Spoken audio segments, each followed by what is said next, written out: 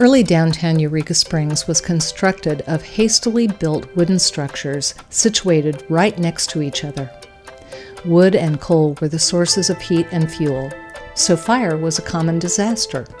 Early fires were battled by citizens and volunteer fire brigades. Getting water to the site was a serious problem until the 1890s, when a city reservoir was built on the west side of town with a large water tower for storage. This tower stands on U.S. Highway 62 and is still used today. But the four great fires were fought without this resource. The 1888 fire and the 1890 fire took their toll on downtown. Almost all of the wooden buildings were destroyed by the Great Fire of 1888, so the current buildings on this part of Spring Street were almost all built between 1890 and 1900, but some have burned twice.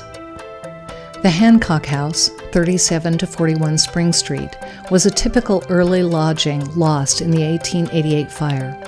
It was replaced and is the last of the large business blocks constructed after that fire. Unfortunately, it too burned in 1958. The remains stood as a burned-out shell until the Galleria Mall was constructed. The two buildings at 45 to 47 Spring date from the 1970s. After wooden structures burned in 1888, they were replaced in 1900 with a beautiful limestone structure, the Ellis Rosewater Building. The night it burned in 1931 was doubly sad for Eureka Springs, for the town not only lost a beautiful building, but also one of the owners, Dr. Ellis, who was so upset that he had a heart attack and died. One of the stone lions from the original building has been reused in the current replacement. One of the first stone and brick structures built after 1888 was 67 Spring Street. This landmark was originally 3 stories.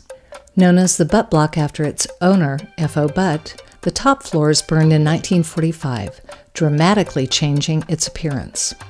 In the 1950s, it was painted white and embellished in wrought iron to give it a fresh, modern look.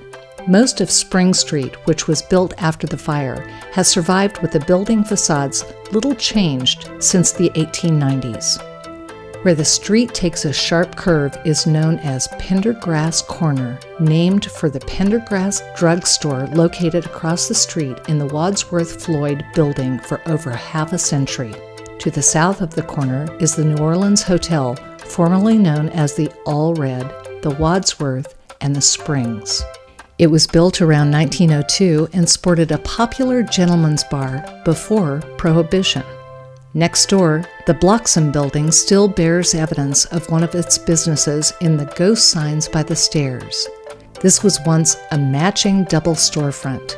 One side was slip-covered in the 1970s, but originally it matched the other side. Next is the Clark and Clock Block, built in 1889 as a real estate and insurance business after the fire of 1888 and enlarged in 1900. The Masonic Lodge Hall relocated upstairs. Intricate tile work marks this as the original location of the Bank of Eureka Springs until 1946. Then it was adapted to other businesses, such as the sleek Mayflower Donut Shop. Across the street is the Z.P. Freeman Block. Built in 1892, the stores here, like on other blocks, offered a variety of services. For example, in 1914, the first shop on the block was vacant, the second one was a restaurant, then a tailor, plumbing store, and grocery.